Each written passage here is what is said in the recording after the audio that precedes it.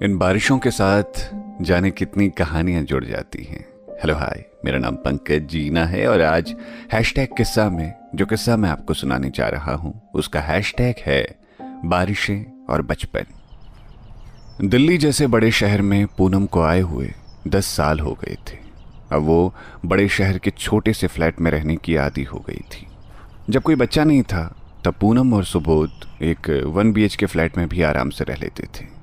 जैसे जैसे जिंदगी आगे बढ़ी, परिवार भी बढ़ा और जगह कम पड़ने लगी। उनकी 5 साल की बेटी श्रद्धा थी। वो बड़ी ही चंचल थी। उसकी शैतानियां कहाँ इन 2 कमरों में समाने वाली थी। सुबोध ने अपनी प्राइवेट नौकरी से रुपए जमा करके एक 2 BHK फ्लैट खरीद लिया। इस नई जगह पर सर्दी और गर्मी के मौसम अच्छे से निकल गए, लेकिन जब बरसात का मौसम आया तब पूनम के लिए वो बड़ी ही परेशानी लेकर आया। 7वीं मंजिल पर बने अपने फ्लैट को पूनम बड़े सलीके से रखती थी। साफ सफाई का इतना ध्यान रखती कि घर हमेशा चमकता रहता।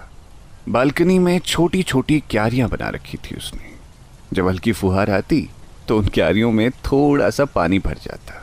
श्रद्धा अपनी बनाई कागज की छोटी सी नाव लेकर उन्हीं क्यारियों में इधर उधर घूमती रहती। एक दिन सुबह 10 बजे अचानक बहुत जोर की बारिश होने लगी। श्रद्धा सोकर उठी और पूनम अपने रोजमर्रा के कामों को निपटाकर नहाने गई थी। बारिश को देखकर श्रद्धा अपने लिए कागज की नाव बनाने लगी, लेकिन बारिश इतनी तेज थी कि पानी सिर्फ क्यारियों में नहीं रहा, बालकनी से अंदर कमरों में भी आता रहा। पहले तो श्रद्धा को समझ नहीं आया कि वो नाव कहाँ और कैसे चलाए, लेकिन जब उसने कमरों में पानी भरते देखा तो वो बड़ी ही खुश हो गई।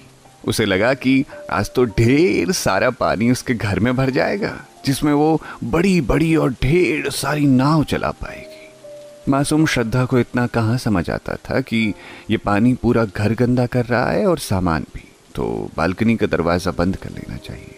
वो तो मज़े से पानी को अंदर आते हुए देख रही थी। जब पूनम नहाकर निकली तो घर की हालत देखकर उसके होश उड़ गए।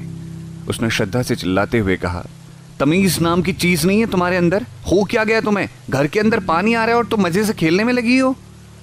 पूनम इस तरीके से डांट रही थी कि उसकी बेटी श्रद्धा अपने आंसुओं को रोक नहीं पाई। भर्राए गले से आंसुओं संग वो कहने लगी, मैं तो बस नाव चला रही थी। पहली बार नाव चलाने के लिए भगवान जी ने इतना सारा पानी भेजा है ना, आपने क्यों डांटा मुझे? आप भी मेरे साथ नाव चला लो ना। श्रद्धा को रोते देख और उसकी मासूम बातें सुनकर पूनम का मन पसीज गया। उसे अपने बचपन की बारिश के दिन याद आ गए। बड़े घर में और संयुक्त परिवार में पली बड़ी पूनम कहाँ देखती थी कि घर गंदा हो रहा है। घर था भी इतना अच्छा, बड़ा सा आंगन, बाहर एक बड़ा चबूतरा और चबूतरे के किनारे लगे जामुन के पेड़। सारे भाई बहन मिलकर कितनी नावें चलाते थे हर बारिश में। उनको अपने बचपन में कोई बंदिशें नहीं थी। बेधड़क खेलते थे, खुश होते थे, यूं कमरों में बंद नहीं होते थे। फिर आज अचानक जब ये भूमिका बदल गई और उसकी बच्ची अपने हिस्से के बचपन को जी रही थी तो उसे गुस्सा आ गया। बड़े शहर के छोटे घर में आकर क्या बचपन बदल सकता है? क्या बारिश बदल सकती है? नहीं नहीं। पूनम को अब श्रद्धा पर दया आ गई। उसने श्रद्धा को गले लगाया और चुप कराते हुए बोली, अच्छा चलो हम मिलकर नाव चलाते हैं, लेकिन पहले इस कमरे से पानी हटाते हैं।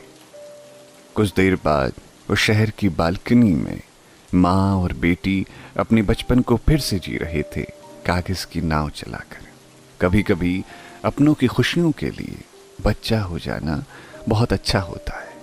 अगर आप भी बारिशों से बचते फिरते हैं तो कभी मौका पा करके कागज की नाव बनाइए और बारिश के पानी में चला दीजिए। तो ये था आज का हैशटैग किस्सा, जिसे लिखा था प्रियंका कटारे ने। प्रियंका लंबे वक्त से हैशटैग किस्सा के लिए कहानियां लिखती हैं। अगर आपको भी इनकी कहानियां पढ़नी हैं तो आप इंटरनेट पे तलाश कर सकते हैं प्रियंका कटारे। सुनते रहिए रेडियो सिटी। मेरा नाम है पंकज जीना।